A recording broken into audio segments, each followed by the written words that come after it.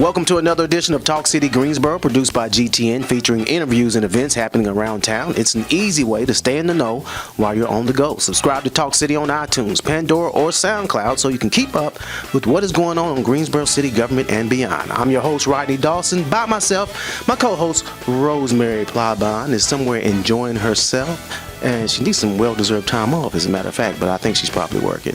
But a special thank you to all of you for taking time to listen to the Talk City Greensboro podcast.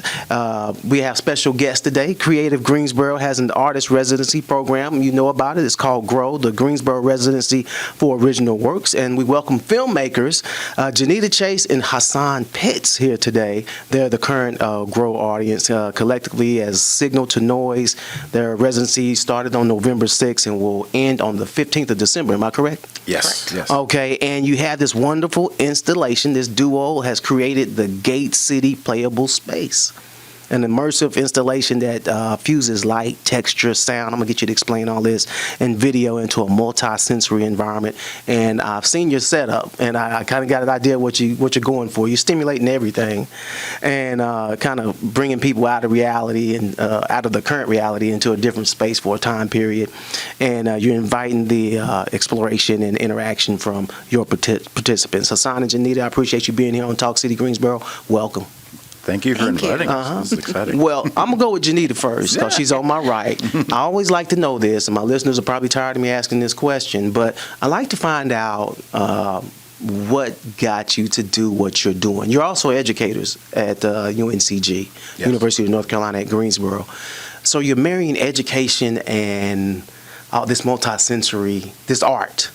And so what caused you, who or what, what in your life led you to this route and this expression of art and educating, leading people? I wouldn't want to say that the root word for education is educere, to lead someone out to their fullest potential. So I see you doing that. But what caused you to marry art and lead people to their fullest potential?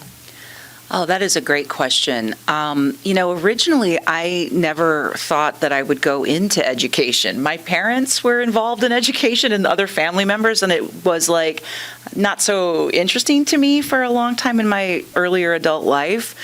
And then I got a taste of picking up some classes in higher ed and realizing that not only am I, already interested in talking to other people about process and what they do, but it's also a way to participate in culture.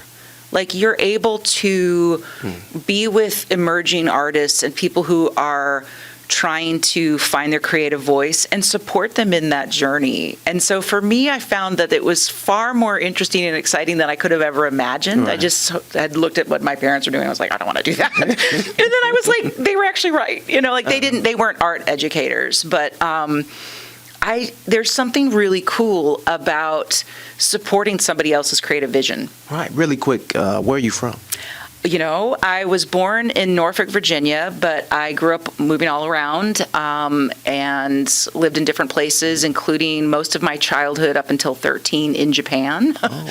So, and then... You speak the language? A little. I can understand a little more than I can, intelligently speak, right. But, I can get around a city and, but... Well, you do have a radio voice. Awesome, thank you. I wanted to confirm that for you. So, Hassan, let's see if you can match her voice. But Hassan Pitts, part of Signal to Noise, what in your life led you to this journey in particular, if you can recall it? It's interesting because I was listening to Gina, talk about sort of like how she sort of maybe looked at education originally, and I remember my father asking me, do you want to teach at some point? I was like, no. And he's like, why not? I was like, I can't dress that way. And he's like, what do you mean? And I was like, don't you have to wear suits? And he's like, you look at the math professors and tell me, is that dressing up? And I was like, I don't know. I like art. Okay. But I think that I remember sort of, like Jennida, moving around a lot and having different sort of experiences and sort of seeing different things and developing a different maybe perspective because of those travels, and sort of really valuing the idea of trying to be understood to be able to talk about things and have people understand me, but then also understanding that that's a challenge, not just for me, but for other people. And so I think part of the interesting thing about being an educator in the arts, communication always kind of rides that line depending on where you are. But communication, like if you were engaging in the arts, you were trying to express something. You were trying to communicate a vision, a story, and your strategy is what you're trying to develop to get whatever your point is. It doesn't have to be like a salient point. Right. It could be a feeling. It could be an experience, a sense of something. And I think that's you don't always know how to do that. And so, that's why maybe you go to school, Right. and that thing can happen in the typical halls of education, but it also can happen in galleries, art museums, civic places where people kind of come together and exchange ideas. We need to have you on again because I got so many other questions, but we don't have the time to ask you now. But I promise I want you to come back. And I think you guys are the right ones for some questions that I have that the audience could benefit from. But really quick, what do you call home? That is such a complex question. I think that I have ideas of the people that I feel the most closest to, and simultaneously that is not a place that I really feel comfortable, if that makes sense. There are people that I find to be comforting, and I really enjoy and value being around them, but the place where they live is not necessarily a place that I want to be. So the concept of home is like a really complex one for me. See how many questions you promote in my head? We got to have you on the third time. So you have us as nomads coming in. We're like, we don't know how to answer that basic question. I love that perspective, though. There's so many places, so many ways you can go. And I used to teach myself, and I'm just thinking of students reacting to what you're saying. I might have to take your class one day. But I'm going to ask you a backwards question. You know how you get an idea and you get this wonderful idea and you start to try to encapsulate a name or a term that encapsulates your idea. And so you all came up with Gate City, Greensboro, I'm assuming, Playable Space. Okay, so when we walk in the Gate City Playable Space, an attendee, what can they expect? That's to anyone, whoever wants to take that first. Well, I think that Playable Space does sort of riff off some projects that we've done in the past. When we first came to North Carolina as a duo, we spent some time in Charlotte and worked down there for a summer, a little bit with some middle school, range students, to sort of specifically to go up and down the Blue Line. So using the train as a mode of transportation. But they have a lot of public art that's all around the Blue Line. And so the idea was to take these students who were really, the beginning of their summer classes, it wasn't really with us, but we sort of joined in, was with photography, and they were going to have like a small video and film unit. And so what we did was we went with them and we sort of took a walk. We jumped on the train and then jumped off the train, and we would film up and down the Blue Line. And the idea was to, help them sort of see the spaces through their cameras, to record. Why is that, really quick, why is that important? I think that to see it through the camera. Well, we walk through the world with lenses. Those are our eyes. Using a camera, it becomes a bit more nuanced. We sort of take it for granted.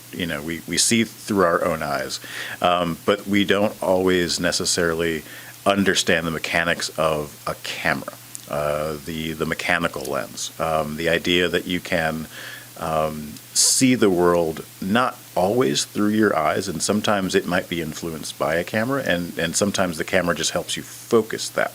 But teaching students to look through a camera to see what is apparent, what is observable, what is excluded, what is included in the frame, begins to give them ideas of composition, of context, light, shape, the whole 9 yards in terms of like an aesthetic sort of experience of a photographer or videographer. But I mean, that extends really, painters might hate to say this, but we can learn a lot about just basic 2D dimensional design. And a painter also frames using sometimes their literal eye, and sometimes it's like an imaginative eye. So I mean, we can sort of help students figure out, like, what are you looking at? What are you attracted to? What do you find important? Or how do you present something? Like to really, because when I look out at, let's say, a large vista like the Grand Canyon, like I'm looking at like 8 different things all at once, and I can't really distill that to the average person until I say, look at that. And so if I say, look at that, sometimes it's kind of hard to be like, I mean, it's the Grand Canyon. What are you looking at? I'm like, let me get out a camera. Let me paint you a picture. Right, but to add to that, like in that case, and this is a different project that he's describing, but when you take other people who may or may not use things like a camera a lot, or for a very long time anyway, if they're new to it maybe, when you take people into those spaces with a device to look at the space anew, right, with an intentionality to be present in a space that you didn't know you were going to need to like focus on, right? Which does connect to what we're doing here in a little bit of a way. We didn't build it with middle school students or anything like that here. But we have gone out into the like different parts of the city to think about different spaces and collect, what does it look like right now? And what does it feel like right now? What does it sound like right now to be here and be present? And to collect those and try to kind of collage them together, together in that residency space. But then also we have some other plans that we hope to try to feel out and extend out into like the web and some other spaces too. Let me get you out of here on a couple of more questions, but I do want to say we're speaking with Jennida Chase and Hassan Pitts. They're our resident grow artists. Started until December 15th is when it ends, and we're so grateful to have you here because I know people can benefit. How's it been thus far? Oh, it's been really interesting and cool. We feel like honored in a way to be able to use like digital art in that space and like such a public facing area in that building, and we be able to bring video into that space, which happens maybe some but not all the time in the Cultural Arts Center. So it's been fun. The Creative Greensboro people are like super fantastic. They're so nice to work with. I feel like I'm being taken care of, and it's a really beautiful feeling, so it's been really fantastic so far. Hassan, you've had to learn a lot about Greensboro, and you've worked with the Greensboro History Museum. Shout out to the museum. I used to work there myself, and they are 100 years old. 100 years old. You started out as the Greensboro Historical Museum. It's changed its name to the Greensboro History Museum, but get by there celebrating 100 years today. That's no small thing. But you've had to learn about the history and go see things and feel things. How's that experience been? It's actually been awesome because I think, kind of going back to this idea of, both of us have moved around a lot throughout the world. And there's always these things that history lives, whether it's on a page, in a museum, in a newspaper. It's all around us, and sometimes it is in our face, and sometimes it sort of moves and slips away from us. Sometimes it gets recovered or brought back into life. And so I think that it's interesting to me having to move into spaces where I don't know very much and go through the process of learning about the place. And so sometimes it is about talking to certain people who have a particular perspective, or they have a different specific expertise in those experiences of what we now call history. At some point, they were someone's present. Someone has lived through those. And so, it's a lot of listening to people reinterpret, sort of sometimes reading between the lines and making our own sort of like observations. And I think that's where this idea of the remix is really interesting. And I know that the Greensboro History Museum, they're going to be leaning into this idea of trying to remix. What does it mean for the Greensboro History Museum to invite an audience to actually try and see themselves within the history, not just within the History Museum, but like consider themselves like, here's our collection, here's you, where do you meet? And so, like, in a way, that's kind of what we've been doing is, going out and collecting video images and sound images and trying to make sense of it, and all the while trying to really get a better grasp of where it is that we are living now, currently. Now, Jennida, you have a lot of things packed into this time period, different events and things that are taking place.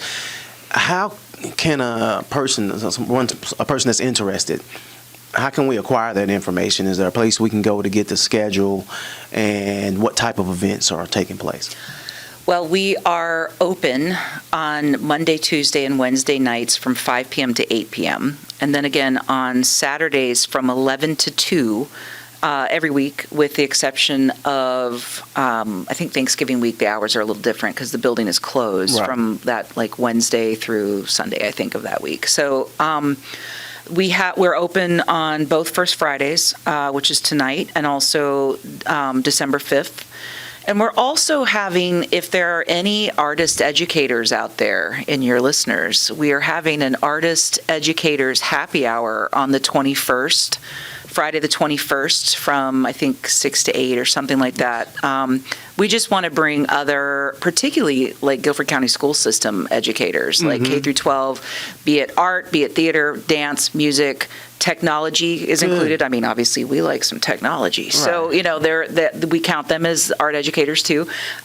So we're inviting art educators to come to this grow space, and we'll have some happy hour drinks and snacks and just some time shared right together. Up an educator's alley. They should run to take advantage of that. And we will have a small raffle for K through 12, specifically educators, where we will be raffling out some like a Costco size tissues for the classroom. And also like some of the Lysol cleaning like supplies, all the things that they run out of all the time and need in the classroom. So we're going to have some fun raffles like that. Well, that's good.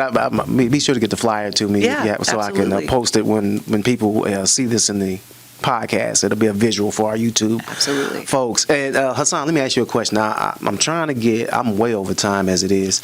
Speaking of art educators, I ran into Philip Marsh. Yes. And Philip and I worked together on the Pieces of Now exhibit that was at the museum back after George Floyd. And I saw him this week, and I told him that you all were coming on. He sends his love to you all. Oh, awesome. Yay. Yeah. We love Philip. Yeah. Yes. And great example of an art going, Yeah, absolutely. We can have about 5 or 6 shows with y'all. Yeah, we can. But let me ask you something. I'm going to put you on the time limit. And it's for both of you. Thus far, are there any interesting moments that you can share? Anything fun happen? Are you having fun, number one? And are there any moments that you've had with sessions thus far? If not, that's fine. Yeah, I mean, it's quite serendipitously. We met with a class of young adults from Guilford College that they just happened to be coming in to look at to visit Green Hill. So we met a new educator, and then we also met his class. And then we got to just sort of like on the fly introduce them to the project, get their reaction. We have a little campfire sort of experiment that's going on where you bring your phone and scan a QR code, and then you relinquish your phone into a digital bonfire. No phones will be harmed. mind you. Right. But Digital. so I mean, it's what I like and what I'm looking forward to is just what will actually happen. I mean, it's not a static invitation of what you will experience. Okay. So that's what I will say. It's changing a little bit as we move forward. We have the initial start of what we're starting with right now with the open hours, but we expect it to morph and continue morphing throughout the entire residency. So we're kind of excited. So you about are having it. fun. Yeah. Oh Yeah, yeah. yeah. And so Oh, yeah. hopefully it will be the visitors who will help change it. Right. And that's Absolutely. Sorry, I didn't mean to. no, you're fine. You're good. But Yeah. there's the Friday. It's not the 5th. The following Friday. I need to find that date suddenly in my head. I can't remember it. We're going to have a closing, and I'll give you the flyer for that too. Okay. We'll put it closing up. party, yeah. So listeners and viewers, don't fret. We'll have it up. This is pre-recorded. And I'm telling on myself. How can we follow you? Signaltonoise.com. Yeah, and signalnoise.com, and also signal_2noise on Instagram is our Instagram handle. Why the name Signal to Noise? That's the last question. I had that circled to ask you. Well, with sound, when you're recording sound for one, in any given device or chords and things like that, you're looking at the signal to noise ratio, and that's where we got the name from. And we think that philosophically, we want to be that too in the world. We want to be a signal and not just part of the noise. Oh. So There's a lot of chatter, but Yeah. sometimes there's not enough actual information. Man, I'm telling you, about 7 shows I can get out of y'all. Hassan Pitts, Jennida Chase, Signal to Noise. You got your Grow residency taking place until December 15th over at Creative Greensboro, the Cultural Arts Center. And you can look online to get more information. Signal to Noise, just put it out there. Thank you so much for being our guest here on Talk City. Thank you so much. Thank for you the so much. invitation. And we got them on tape. Are you going to come back? Oh yeah. Oh, yeah. All right, I got proof here. And our listeners will be waiting on it. So thank you to our listeners as Thank well. you. Mhm. Thank you. And If I could say one last please thing. do. The other thing that was really nice was actually just meeting you that first time. Yes. Okay. Because of that Philip Marsh connection. Yeah, it was just like, wait a exactly. minute. Okay, so I learned something new. Yes. yeah, that's good. We got to get Philip on too. Yes, absolutely. But to our listeners, thank you for tuning in and joining us. And you can stay tuned in weekly by subscribing to Talk City Greensboro on iTunes, Pandora, and don't forget you can download Talk City from SoundCloud. That's it for this week. Thank you for tuning in. Be sure that you're watching GTN, your official source for news and information about the city of Greensboro. GTN is available on Spectrum Channel 13, AT&T UVerse Channel 99, and Lumos 31. GTN also streams live on Roku and the city's website at greensboro-nc.gov.